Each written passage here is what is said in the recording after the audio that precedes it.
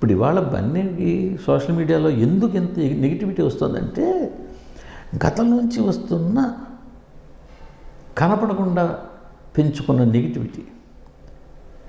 అదే బన్నీ వ్యవహార శైలి పుష్ప 2 దగ్గరికి వచ్చేసరికి బాగా మారింది.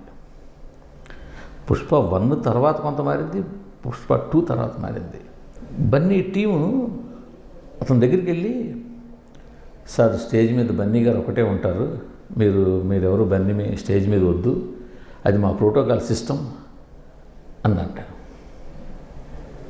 చాలా అఫెండ్ అయ్యాడు అవతల మనిషి. మీరు గమనించుంటే పుష్ప 2 ప్రమోషన్లు అన్ని ఈవెంట్లోనూ డయాస్ మీద బన్నీ ఒక్కరే ఉంటారు, ఒక పోడియం ఉండి ఆయన మాట్లాడి వెళ్తారు.